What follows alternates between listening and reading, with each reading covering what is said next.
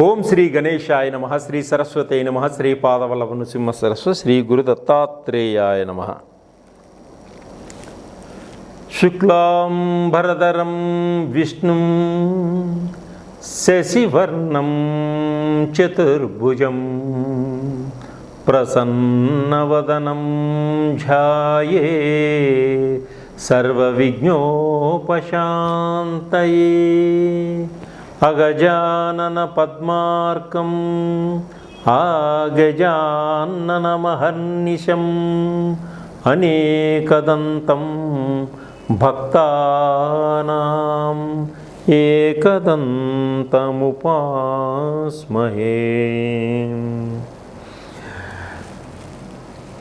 వినాయక చవితి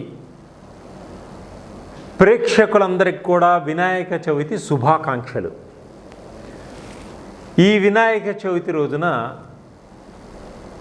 అందరూ ఆనందంగా, ఉత్సాహంగా, ఉల్లాసంగా ఉండాలని, మీకున్న కష్టాలన్నీ తొలగిపోయి కుటుంబంతో సుఖ సంతోషాలతో ఉండాలని మా ఛానల్ వాళ్ళు మీకు ఈ ప్రత్యేక కార్యక్రమాన్ని ఇస్తున్నారు. ఇంకొకసారి ప్రేక్షకులందరికీ మరోసారి శుభాకాంక్షలు. వినాయక చవితి 2024లో భాద్రపద శుక్ల చవితి సెప్టెంబర్ 7 శనివారం నాడు వినాయక చవితి మనం జరుపుకుంటున్నాం. ఈ వినాయక చవితిలో మన ఛానల్ వాళ్ళు ఒక ప్రత్యేకతని మీకు అందిస్తున్నారు. అది ఏమిటంటే, వినాయక చవితి రోజున మన అందరం వినాయకుడికి పూజ చేసుకుంటాం. పూజ చేసుకున్నాక ప్రతి రాశివారు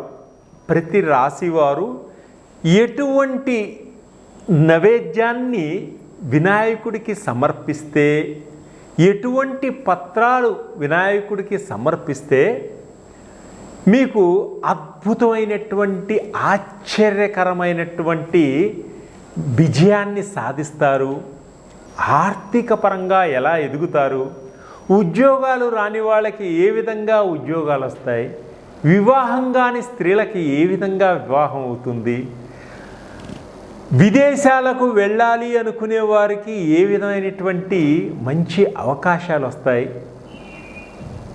భార్యాభర్తల మధ్య కుటుంబంలో అన్యోన్యత, దాంపత్య జీవితం ఏ విధంగా ఏర్పడుతుంది, వ్యవసాయం చేసుకునే వారికి అధికమైనటువంటి దిగుబడి ఏ విధంగా వస్తుంది, వ్యాపారాలు చేసుకునే వారికి వ్యాపారంలో మంచి లాభాలు ఏ విధంగా వస్తాయి, విఘ్నాలు తొలగిపోయి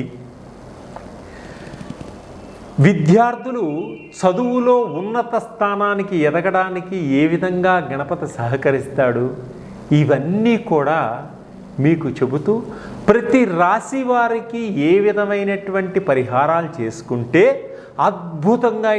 అద్భుతమైనటువంటి విజయాన్ని సాధిస్తారో ఇప్పుడు మీకు తెలియపరుస్తున్నాం. మకర రాశి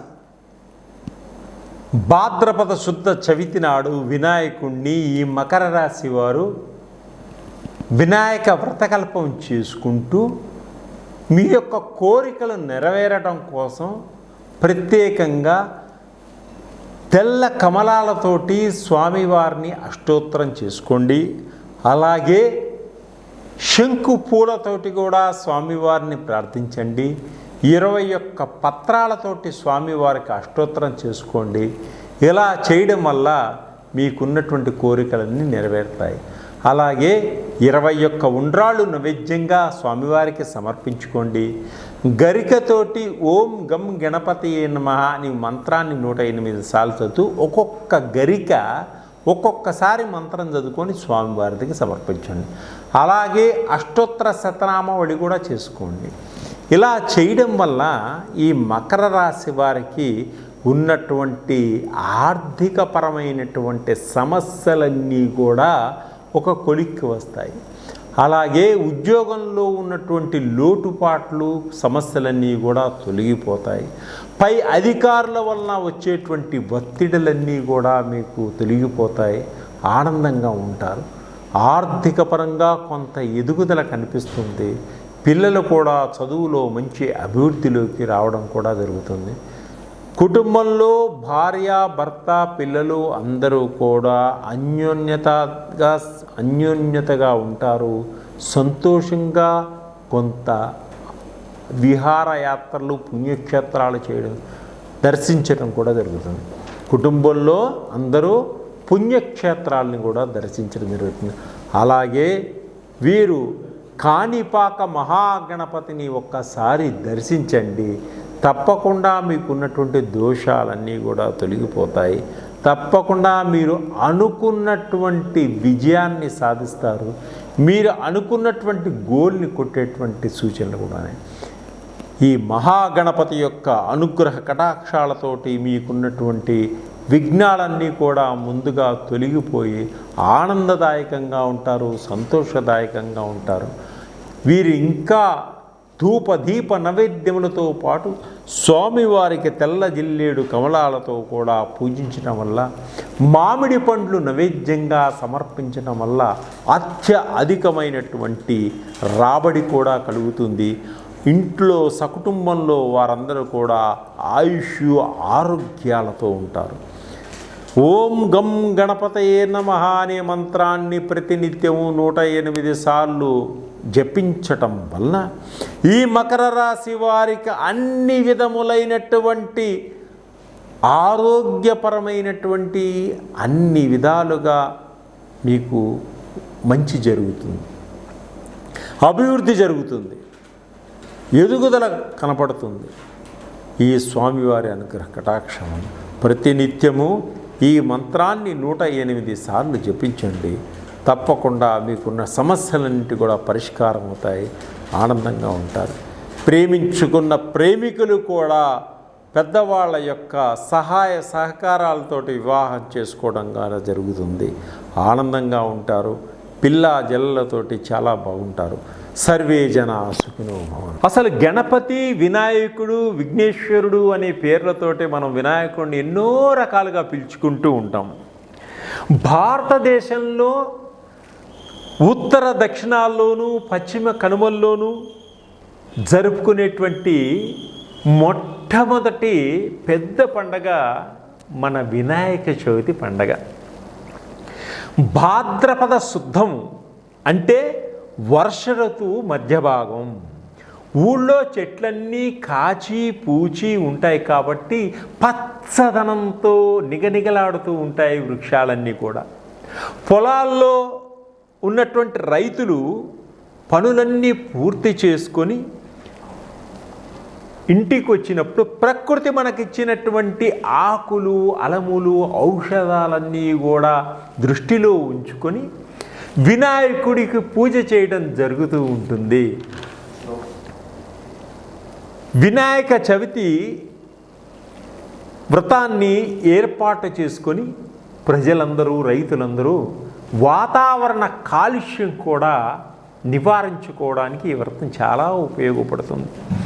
భాద్రపద శుద్ధ చవితి నాడు ఆకాశంలో తెల్లవారుజామున మీరు చూసినట్లయితే సూర్యోదయ సమయానికి ముందుగా ఆకాశంలో ఎలుక గుంపు, బాణ గుంపు, హస్త గుంపు, నక్షత్రాలు ఉదయిస్తూ ఉంటాయి. కనుక మనం అందాల బొజ్జ గణపతిని ఏనుగు తొండంతో, ఎలుక వాహనంతో దర్శించుకునే భాగ్యం మనకు కలుగుతుంది. మనమంతా ఆ స్వామిని మనసా వాచా వేడుకోగలుగుతాం. ఆకాశంలో ఆ గణపతిని మనం చూడగలుగుతాం. అలాగే ప్రతి వినాయక చవితి 2024 భాద్రపద శుక్ల చవితి సెప్టెంబర్ 7 శనివారం రోజున మనందరం కలిసి ఈ వినాయక చవితి మనం చేసుకుంటాం. మనకు ఎన్నో రకాలైనటువంటి పండుగలు ఉన్నాయి, రకరకాల పండుగలు ఉన్నాయి. ఒక్కొక్క పండుగకి ఒక్కొక్క ప్రత్యేకత ఉంది. అలాగే మొట్టమొదటిసారిగా మనం చేసుకునే పండుగ, అందరూ ఇష్టపడే పండుగ, పిల్లలు ఆనందంగా ఆడుకుని పాడుకుని ఉత్సాహంగా చేసుకునే పండుగ మన బొజ్జ గణపయ్య పండుగ, వినాయక చవితి పండుగ. విఘ్నాలకు అధిపతి అయినటువంటి ఈ విఘ్నేశ్వరుని వినాయక చవితి మొట్టమొదటి పండుగగా ప్రతి మనిషి కూడా ఈ వినాయక చవితి చేసుకోవడం జరుగుతుంది. ఎందువలనంటే ప్రతి మనిషికి ప్రతి పనిలోనూ విఘ్నాలు కలగకుండా ఆ పని పరిపూర్తిగా పూర్తి చేసుకుంటూ ముందుకు సాగాలనేటువంటి ఉద్దేశంతో, ఎటువంటి అడ్డంకులు రాకుండా ఉండాలనే ఉద్దేశంతో, కుటుంబం అంతా సఖ్యతతో ఉండాలనే ఉద్దేశంతో ఈ వినాయక చవితి జరుపుకుంటాడు. అలాగే పార్వతీ పరమేశ్వరుల పెద్ద కొడుకైనటువంటి ఆ వినాయకుడిని పుట్టినరోజుగా మనం చేసుకుంటూ ఉంటాం ఈ వినాయక చవితి. ఈ పండుగ పిల్లలు పెద్దలు అందరూ కూడా ఇష్టపడేటువంటి ఆనందదాయకమైనటువంటి పండుగ ఈ వినాయక చవితి. ఈ రోజున ఈ వినాయక చవితి రోజున ప్రాతకాలమునే లేచి ఇల్లంతా శుభ్రపరచుకొని మామిడి ఆకులతోటి బంతి పూలతోటి చక్కగా ఇల్లంతా అలంకరించుకొని తలారా స్నానంబు చేసి కొత్త బట్టలు ధరించి గణపతిని మట్టి గణపతిని తీసుకొని పూజలో ఉంచి పూజ మొదలు పెట్టుకోవాలి. మట్టితో చేసిన విగ్రహాన్ని ప్రతిష్ఠించి కలశ పూజ చేసి పాలవెల్లిని పెట్టి గణపతి దేవుని ఆహ్వానించి ఇష్టమైనటువంటి పత్రాలతోటి స్వామివారిని 21 పత్రాలతో పూజించి ధూపదీప నైవేద్యములతో స్వామివారిని ఆనందపరిచిన ఆ వినాయకుడు పిల్లల చేత పుస్తకాలు పెన్నులు వాళ్ళకి ఇప్పించడం వల్ల ఆ వినాయకుడి దయ వల్ల విద్యలో ఉన్నత స్థానానికి ఎదుగుతారు పిల్లలు. అలాగే వ్రత కథ అంతా చదివినాక ఆ అక్షంతలు నెత్తి మీద వేసుకోవడం వల్ల దోష పరిహారాన్ని పొందగలుగుతారు.